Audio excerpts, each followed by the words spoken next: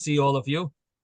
We are in the end of chapter 2 of the book of Kings, and we were learning about the miracles of Elisha, at least the latest miracle, the one miracle where he crosses the Yarden, the Jordan, and causes it to split.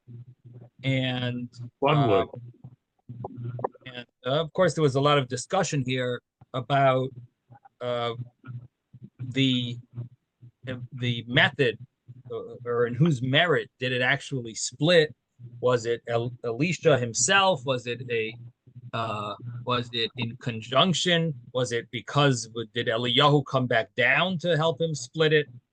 But ultimately, Elisha was able to cross the Yarden. Again, this is after Eliyahu, after Elijah had been taken up to heaven, and Elisha is now basically going to take the steps that he walked with Eliyahu and escorted Eliyahu. Now he's going to go backwards in each of those cities that he went to. We know he went to Yericho, and he went to Beisel, and then he crossed the Yarden. So now he went back over the Yarden, and um, and the water split. And that's where they asked the prophets, the disciples, or you would say the B'nai Hanavim, the children of the prophets, literally, just to translate it literally. But it's basically the other prophets. They had asked Elisha, should we try to find Eliyahu? And we discussed that at a little more length last week about what were they thinking? Why are they going to look for Eliyahu if Hashem took him? If he went to heaven? If Hashem doesn't want them to find, to find him, what exactly are they? Why would they think they should look for him? And went through a few of the commentaries, but ultimately, they are begging or they're asking Eliyahu if they should go, and he said, "No, don't go look for him. Don't go search for him." And they now are the Hebrew. It's Vayiftzuru in Pasuk Yud Zayin. Rabbi, And can you mute the background noise? Sure. Thanks. Okay, so Vayiftzuru boy, and they begged him, they kvetched him. Vayiftzuru is like they said, Elisha, we want to go and find Eliyahu. And that's where we're going to start. So we'll start, I guess, in verse 17. They badgered him until it was embarrassing for him to refuse. And so he said, send them. And they sent 50 men who searched for 3 days, but could not find him. They couldn't find Elijah. So they wanted Elisha's permission. Initially, he didn't give it. He said, don't send them. That was verse 16. He said, don't send them. Then they badgered him and begged him and kvetched him. And it was embarrassing. Now, why was it embarrassing? Adboish, the Hebrew word is adboish. It was embarrassing because what does it look like when Elisha is now in charge and they're asking him, you think we should look into your teacher? Maybe your teacher is around. And what that sounds like, if Elisha is going to say, no, don't look for him, it sounds like he sort of doesn't want Eliyahu to come back because he's interested in having the honor all himself. It looks bad. It's people shouldn't say that he doesn't want his Rebbe to come back because he took all the greatness already. Rashi brings this shot that I'm sharing with you, that they shouldn't say he doesn't want to be makabel pnei rabbi, to greet his Rebbe, because he took the greatness from him. He doesn't want him to come back. That's what it looks like.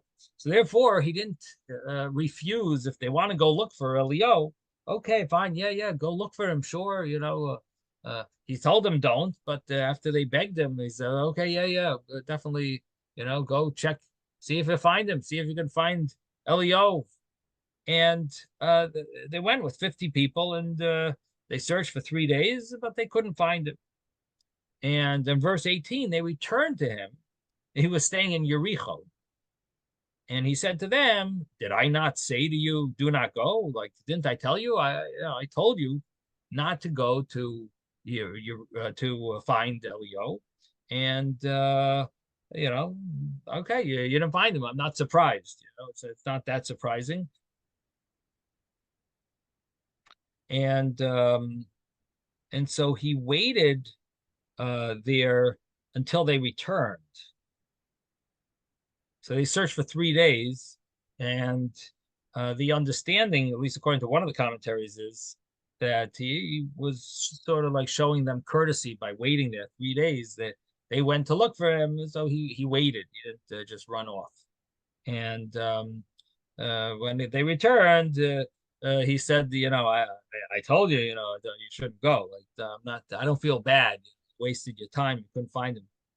Now, in verse 19, it says, the people of the city told Elisha, behold, living in this city is pleasant, as my master can see, but the water is bad, and the land causes bereavement, which means people are dying here from drinking the water.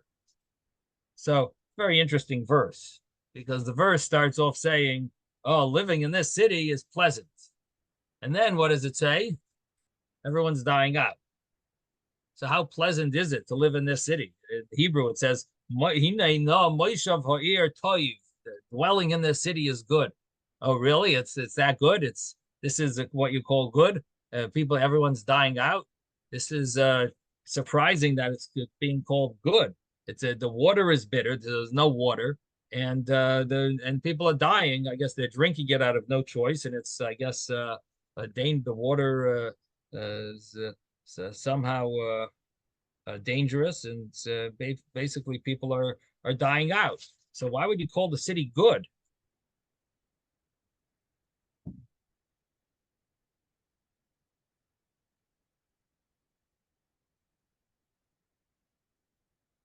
The Radak spells it out. He says the truth is Rashi also spells it out, that because of the water, the land is causing people to die. It sounds like there's some type of pollution in the water, but it's number one, it's the the water is rhyme. It's bad water, and it's causing people to die.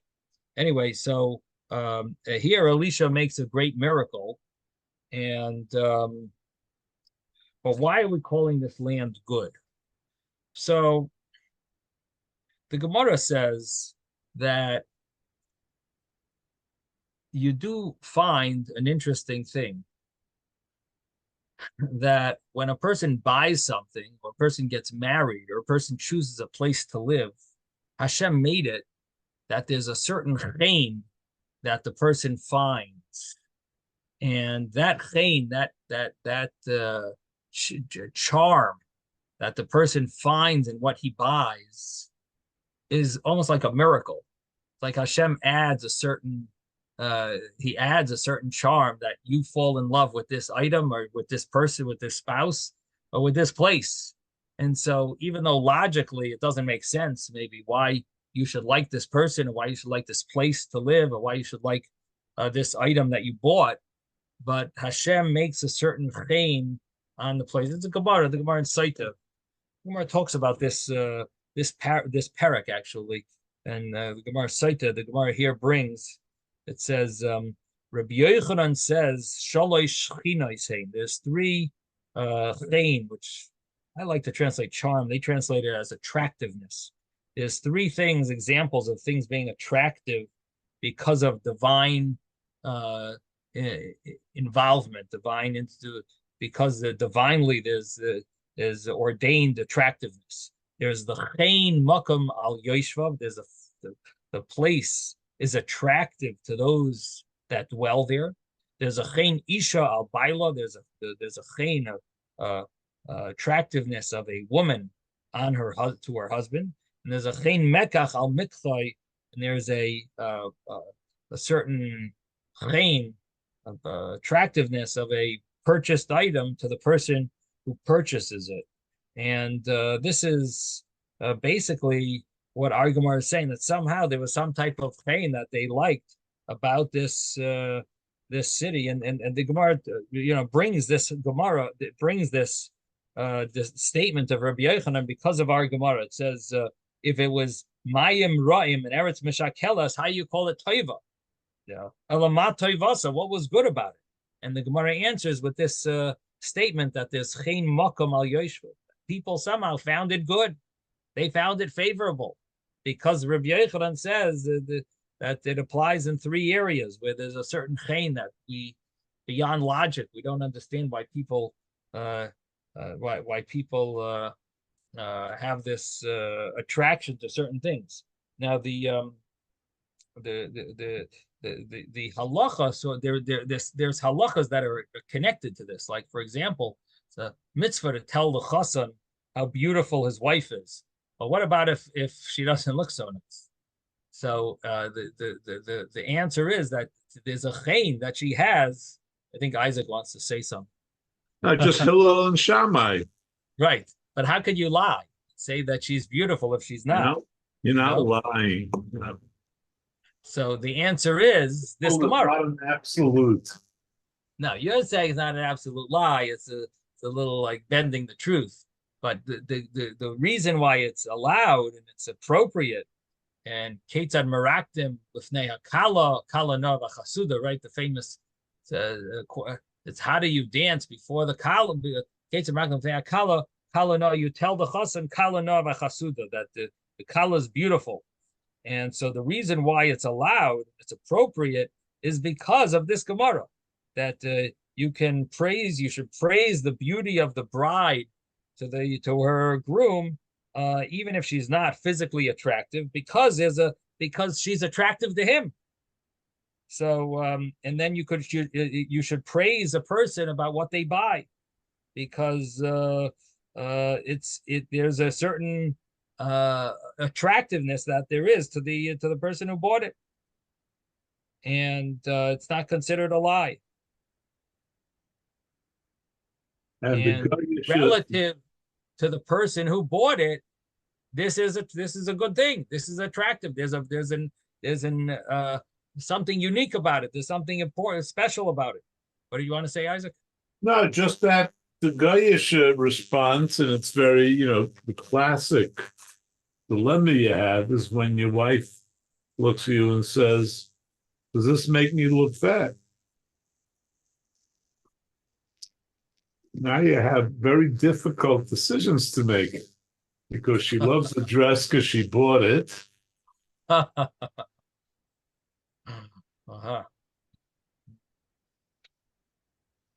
Rabbi. I'm saying it. Okay. I'm saying it because it really does tie in with this Gemara, right, in terms of the conflict of somebody liking something they just bought.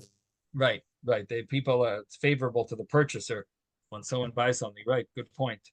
So in any event, this is a interesting fact of life that Hashem made, that people are excited over their purchases. They have something that they are attracted to that causes this attraction. That's why our pasuk over here tells us, where again this is in verse 19, this contradiction in the verse where it says the place is such a good city, but people are dying from the water.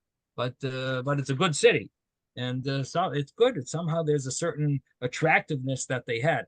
Now the Radak wants to say there is a yes. Oh, he said Me'am Loez says the three things. He says the climate is good, the land is good, and the people are righteous and worthy of being blessed. It's only that the water is bad. Right. So the Radak over here wants to say that there is a simple way of reading this of reading this story, that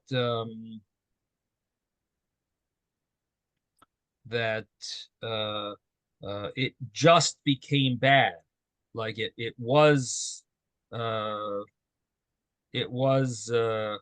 good until now. Now, he also mentions that we don't find that the water of Yericho was bad and that people were dying there. And if they were dying there, then Chiel would never have built it up.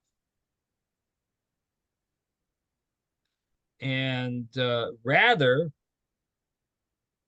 it just happened, it just became bad from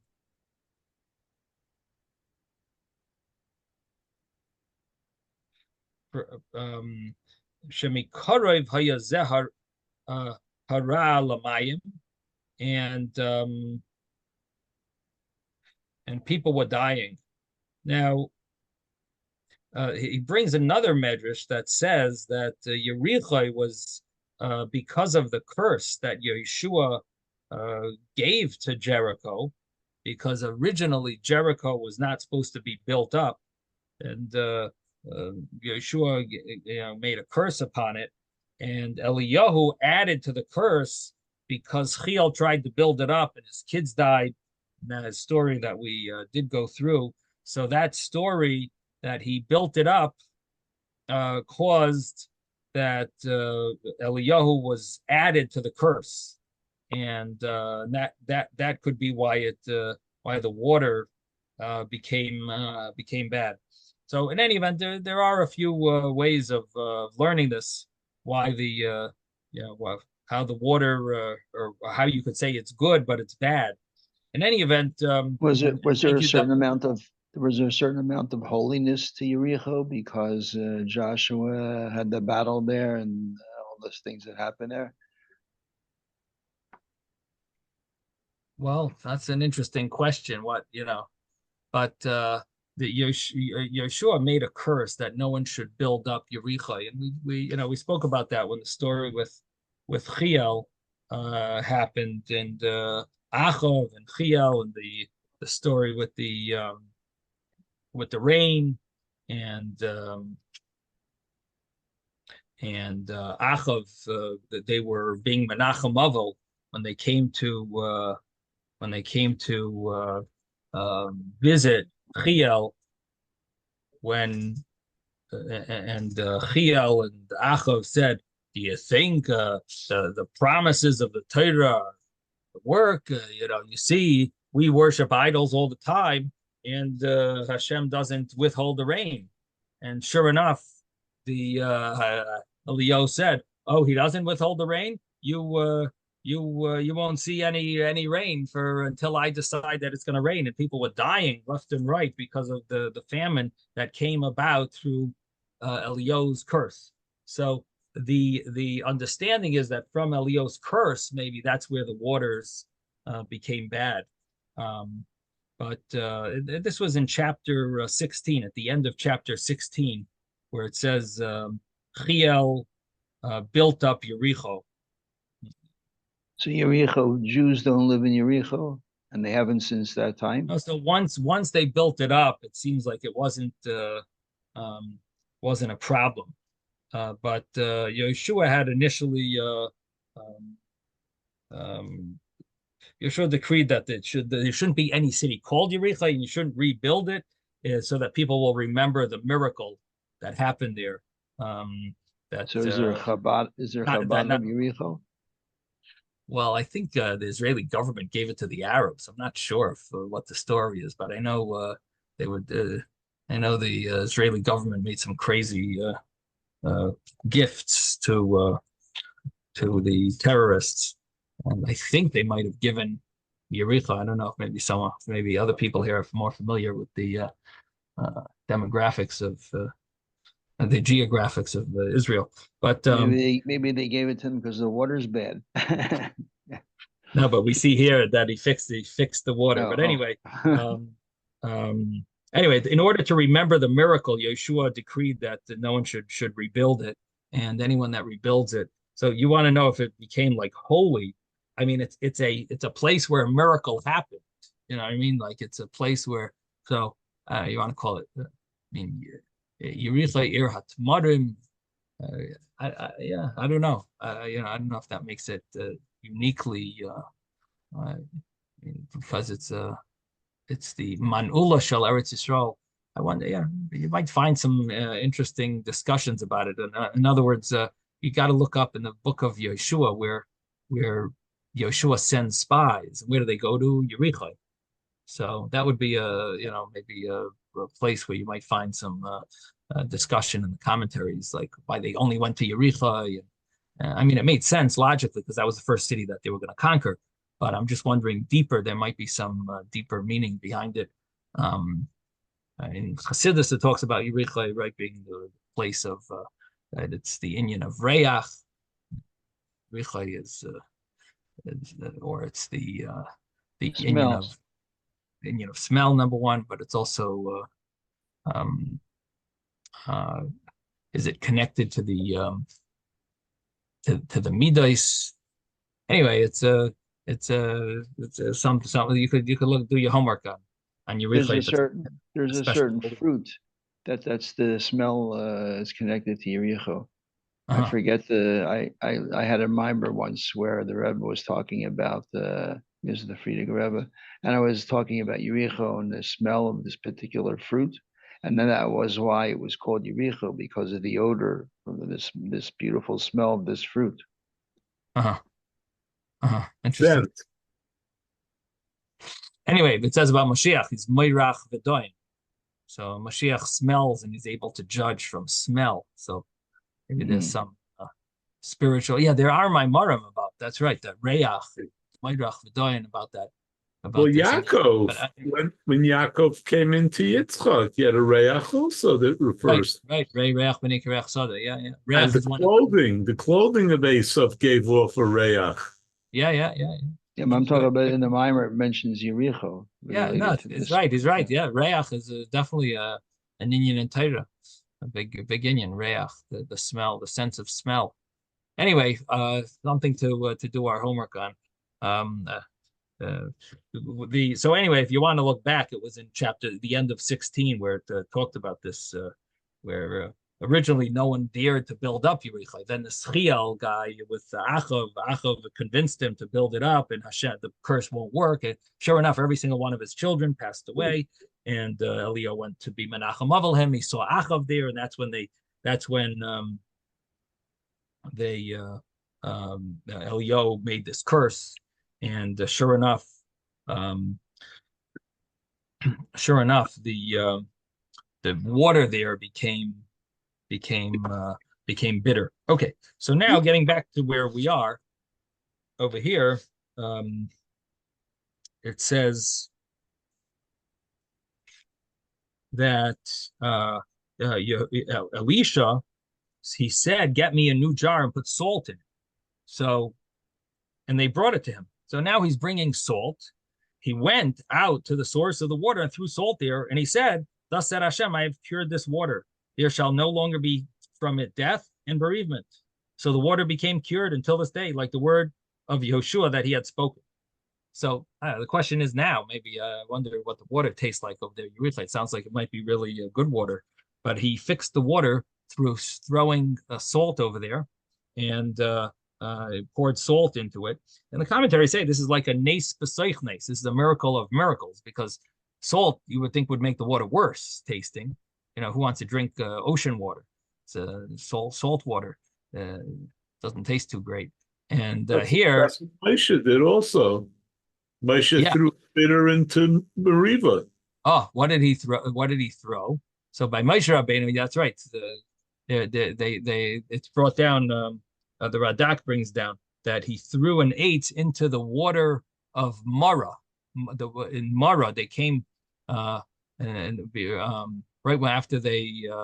after they left by Vayu Elima, right in the end of Beshalach, right after they got out of the Yam Suf, right after they crossed the Reed Sea, they ended up going to a place called Mara where there was no water. And Moshe, so that it says that Hashem showed him a piece of wood to put into the water. Now, in the understanding is that the Medrash says that wood was bitter wood. It was bitter wood that he threw into the water and the water became sweet. So here also was the same thing with Elisha, that it was a nace beside nace, that he threw salt into the water, and all of a sudden the water became drinkable. It did the pH balance. I don't know how it relates, but it would be interesting to compare. So I was just thinking, yeah, similar point. Good point, Isaac. That could be that this miracle caused, or acid and base. That in Gash, there is a concept of cleaning the water, that they use salt as a means of chlorine. So I wonder if this is like a hishtalshalos, the way, things spiritually, from everything that we have physically comes from something spiritual, and maybe that caused an effect, that there's a concept of cleaning water with salt.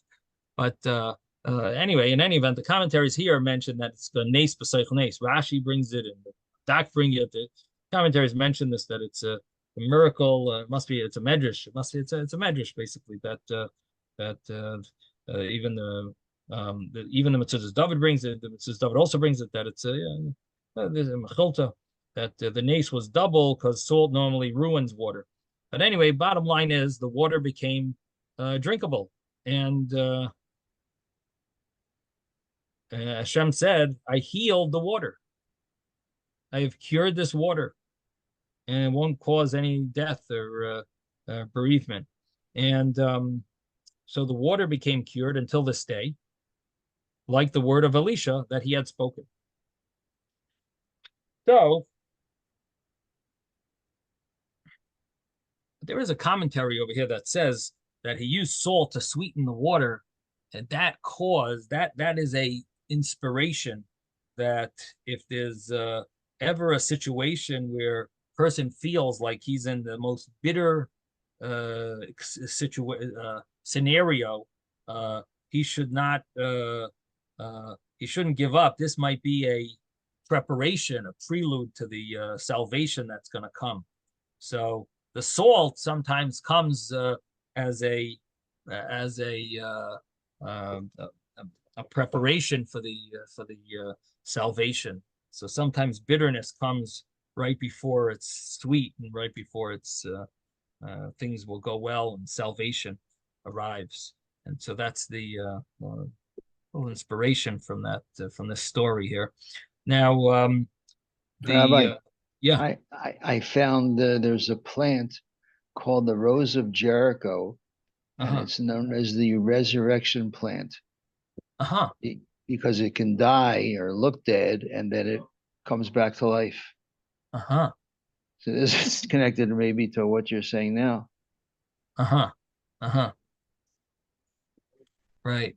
That the waters of Jericho died and they came back to life, maybe just the simple meaning. That does it to the plant, and they named the plant the resurrection plant because it's a Rose of Jericho. Right. It doesn't have to be in Jericho itself. You can grow it in the United States. Right. But there's such a plant. Right. So the next pasuk tells us, yeah, that's interesting. Thank you, David. The next pasuk tells us that he went up there from there to Beisel. So again, he went to Yerichai, and Yerichai was where Eliyahu went when Elisha was walking with Eliyahu. They went to Yerichai. Now he's going to Beisel, another place where they both went.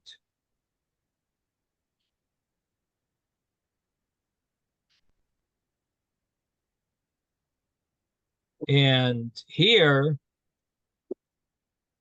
he went up from there to Beisel. As he was going upon the road, some young lads came upon the city and mocked him, saying to him, "Go on up, bald head. Go on up, bald head." And here you have this interesting scenario where they are making fun of, interesting. It's sad, very sad that they're doing this, and sad the punishment that they're going to get. But they're making fun of him that he's bald. And it seems, at least the understanding is, that it's in contrast to Eliyahu. How do we know that Eliyahu had a lot of hair? Where do we find Eliyahu had had a lot of hair. So in the beginning of the book of Kings 2,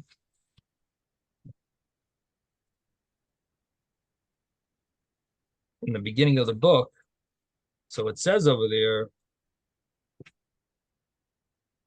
that they wanted to know who was this prophet who had rebuked the messengers of Achaziah. Achav died, right? And then Achaziah, his son, took over, and he fell through the lattice and was very sick or wounded.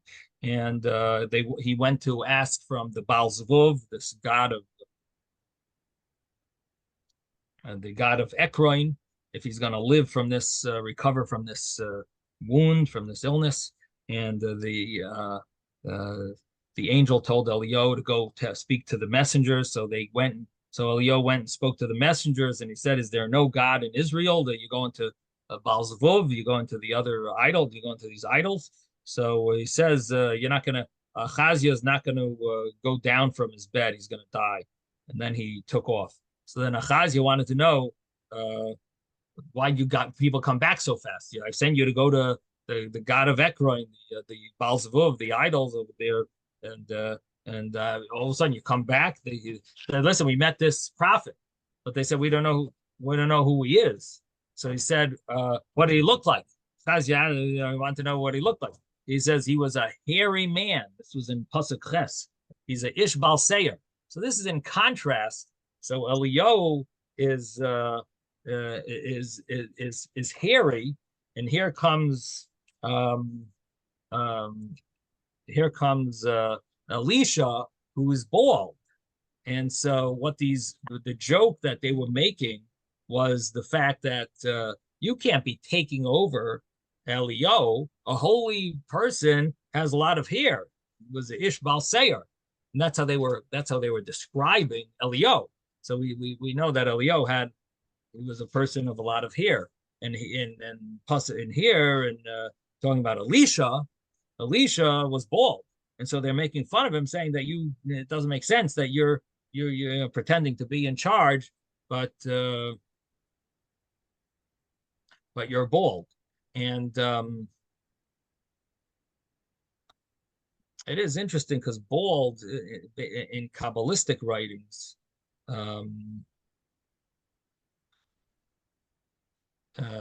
it does mention that removing the hair is like removing the dinim, and being bald is like seems like there's an element of holiness to it. But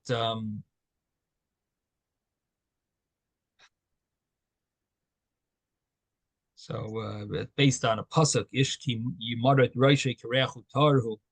So there seems anyway, there's Hasidic writings about this being about bald being. Are you Nogay B'Davar? Yeah, exactly. Yeah. Anyway, it's a pasuk. There's a mimer that and from the previous Rebbe about it, that Ishki Yimaret Roishe Kirechu Tarhu, that I happened to have just been learning. But anyway, so there's a story. It quotes a story in the Zayar about here being a sign of dinim, strict judgment, and here is a sign of and baldness seems to be a sign of holiness or exaltedness. Okay.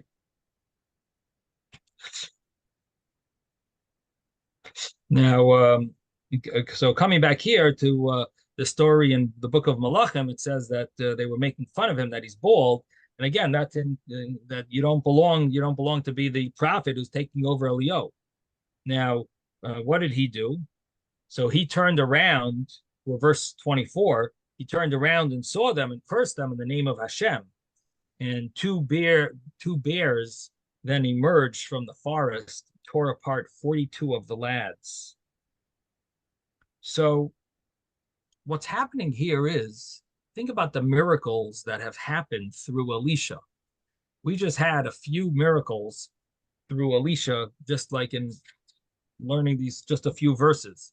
We have the story of him splitting the Yarden, the Jordan, to get back after Elio left. Now he's coming back. He splits the Jordan. Then he goes to Yericho, and what happens over there? He purifies the water in a miraculous way, in a double miraculous way. And then he comes to Basel, and what happens here is that he curses the ones making fun of him, and not just because it's him, but because he's a prophet of Hashem, and they are acting in a very disrespectful way. And because of that, he gave them like a punishment, and sure enough, Hashem followed through with it, and they were punished by being tore apart by these bears. Now, the Gemara does bring that when they said that you're bald, what they were saying was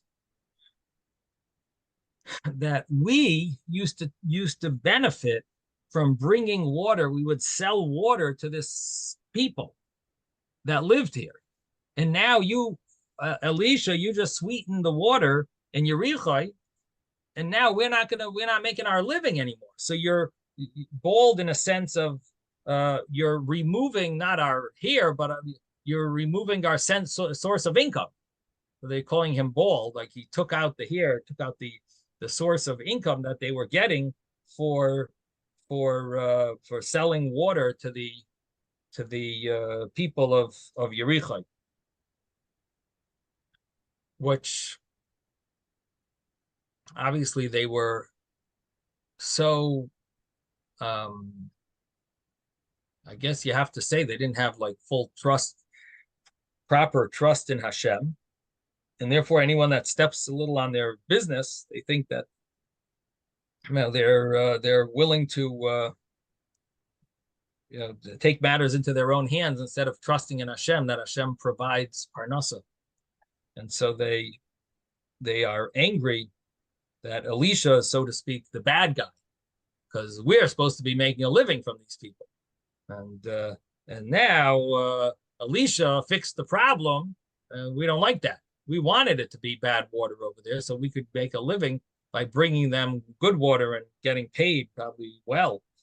And so anyway, so that's the way the Gemara understands that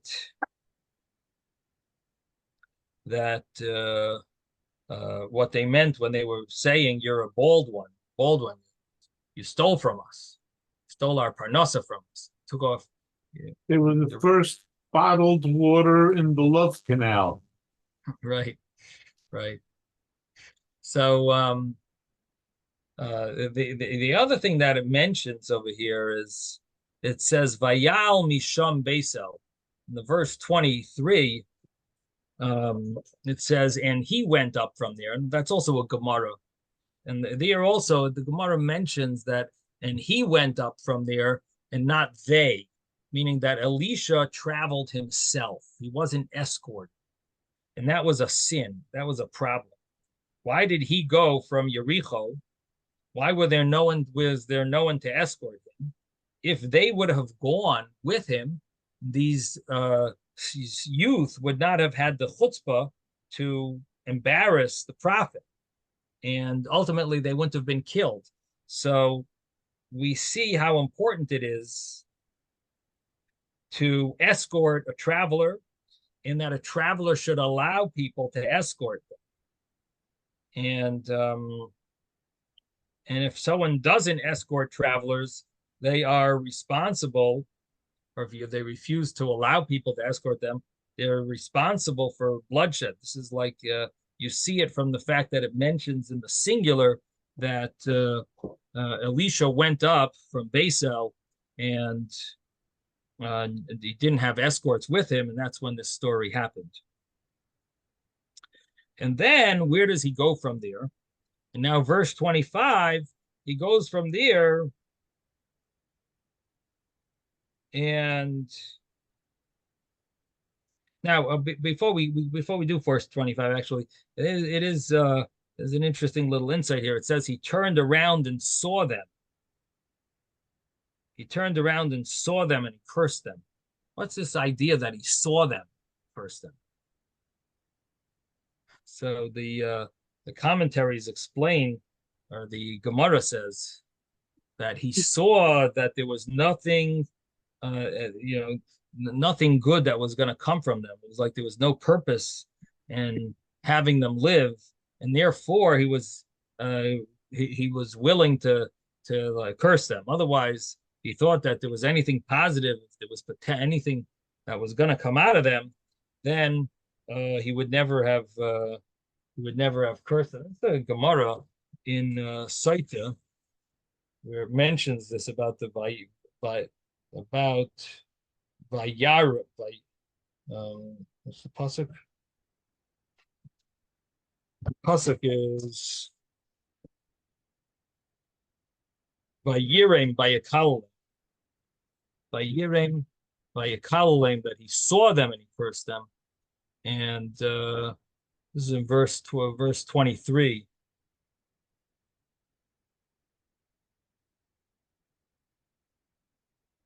Or verse 24, excuse me. Verse 24.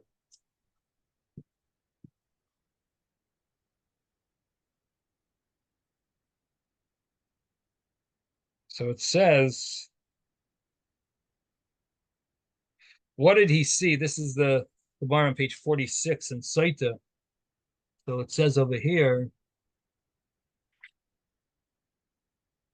it says, and Elisha turned around and he saw them and he cursed them. So in the name of Hashem, what did he see? Because when he turned around, obviously he saw them. So why does it say that he turned around and he saw them? So it says Ra'a Mamish, that he gazed at them for the purpose of punishing them, and he didn't verbally curse them because he didn't want to. There's a prohibition of cursing another Jew, but it means that he looked at them and he brought down upon them a curse, and then he brings wherever the rabbis set their eyes, it would bring either death or poverty. And Shmuel says this is that first statement was Rav says that, and Shmuel says he perceived all of them that their mothers had conceived them on Yom Kippur, which person is not allowed to have relations on Yom Kippur, and he saw, it was prophetically, obviously, that they were born through sin. Their origin was sin, and so that's another opinion. And Rabbi Yitzchok Nafcha says he saw that they had long hair similar to the Goyim. They had a beloirus, which is a certain type of hairstyle that the Goyim had. And then comes the other reason that I was mentioning, that Rabbi Yochanan says that he saw they didn't have any lachluchas shel mitzvah, any trace of a mitzvah, and even in their children, he saw they didn't have anything, and he saw that there was no, they were empty, and they weren't destined to produce righteous offspring. If they were destined to produce righteous offspring, he would have let them live. But he saw that they weren't going to have any righteous offspring. So I shouldn't say they weren't going to do any good deeds. Maybe they would have done good deeds. Maybe that's why they were alive. But he saw that there was no righteous offspring from that they were going to become, or their children would become, and therefore, I guess he felt that they were deserving of that scenario. There was nothing to stop him from giving them the punishment they deserved. That's the Gemara here. Okay, so the next chapter. Oh, well, the last verse actually. So last verse is he went from there to Hara Carmel, and what's it? And then it says, and from there he returned to Shomron. Now, what's in Hara Carmel? What what would he be doing in Hara Carmel? So here again, he went to he did the miracle of the Yarden, then Yerichai, where he made the water sweet. Then he has this miracle where he punishes them, and it comes true. They get eaten by these two bears, and then he goes to Hara Carmel. Now Hara Carmel is the place where Eliyahu made a great miracle. So it seems like he's visiting places either to perform miracles or to maybe to thank Hashem for the miracle of his teacher. Hashem, where places where Hashem had performed miracles, and his teacher had miracles, and that was in Hara Carmel. That was where he killed out all of the prophets of Baal and made a great Kiddush Hashem. And from there, he returned to Shomron. That's the end of chapter 2. And now we're up to chapter 3. And chapter 3 is about Yehoram, the son of Achav. Now, we learned already that Achazyahu fell in this lattice from somehow there was some lattice in the upper chamber. And anyway, Eliyahu basically told him that he's not going to live, and he's going to die. He's not going to get out of his bed. He's going to ultimately die. And you shall never go down from it. The bed on which you have climbed, you shall never go down from it. For you shall surely die. Eliyahu took off. So that was this is Achazia or Achazyahu. He's the king, the son of Achav. And now Yehoram, the son of Achav, Malach al Yisrael, became the king over Israel. So Achav has two sons that become kings. One is Achazyahu or Achazia. He was the first one. And then the next king is Yehoram. And the thing is, don't get confused, because the among the Malchei,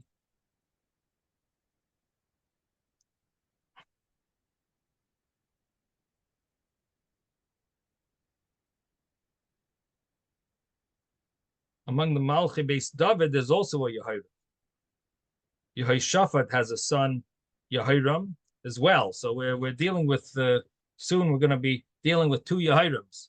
Anyway, so the Yehoram is the king over Yisrael, and of course here it goes into the numbers, which we've talked about before. That the numbers, it's a little hard to calculate the exact numbers. Is it complete years or is it partial years? But basically, Yehoram was the king over the Shomron. Yehoram, the son of Achav, king over Shomron, b'shana shmona esrei lo Yehoshaphat melech Yehuda, in the 18th year of Yehoshaphat, king of Yehuda, vayimla, and he reigned for 12 years. So Yehoram had a relatively long kingdom of 12 years. And he did, verse 2 is, he did what was evil in the eyes of Hashem, albeit not like his father and mother. Again, his mother was a very wicked woman. Her name was Izebel, and his father was Achav, known. In fact, the famous story of Achav is, in addition to all the idol worship and all that he killed this just to get a certain vineyard. The Navos, he killed Navos just to get his vineyard. He allowed him to be killed in cold blood. Anyway, so that's just part of who he was, and his wife was the source of a lot of idol worship, the Asherah idol worship. Anyway, so Yehoram, he did what was evil in the eyes of Hashem, but not like his father and mother. He removed the pillar of the Baal that his father had erected. However, he clung to the sins of Yeravam, the son of Nevat, who caused Israel to sin. He did not deviate from them. Now, it doesn't mention about the Asherah, which is another type of idol worship. And so the commentaries over here, like the Radak brings down, that he didn't remove the Asherah. Now, his mother's still alive, and she introduced this concept to the Jewish people, the Asherah idol, and she would have the people from the Asherah idol eating it or table, but nevertheless, he clung to the sins of Yeravam, the son of Nevat,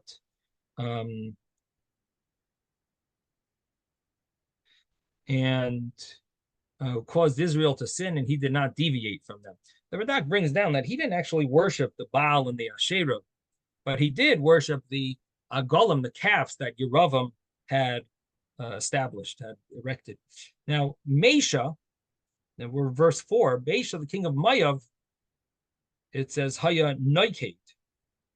And what that means was he was a herdsman, and he would pay a certain pay the king of Israel a certain amount of fattened sheep and rams. How much did he? So he would pay 100,000 fattened sheep and 100,000 woolly rams every year. That was part of his tribute that he was obligated to pay when Achav had conquered over his land, and they agreed to pay that amount. Now Achav had died in battle. If you remember the battle that he with Yehoshaphat, they fought, and Achav died, and now King Mesha, the king of Moab, rebelled, and he refuses to pay this tribute. And Yehoram is the king. Of course, he wants to get this tribute from Moab, from Mesha, the king of Moab. So it happened that when Achav died, the king of Moab had rebelled against the king of Israel. Verse 6, King Yehoram went out of Shomron that day and mobilized all of Israel.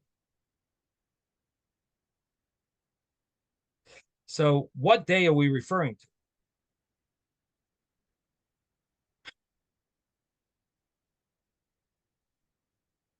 So the Metzudas David over here brings down, it was the day that Elisha arrived in Shomron. That's when Yehoram decides to initiate this and start this war.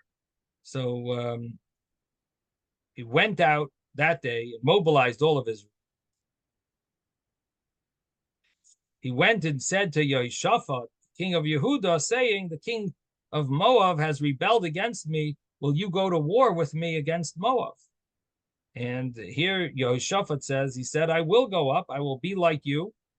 My people shall be like your people. My horses shall be like your horses. So here, again, Yehoshaphat shows that he wants to help his relative, because it's his nephew. His brother-in-law is to Achav. This is Achav's son. So Yehoshaphat is trying to show unity, and they agreed to help him out, help out another Yid.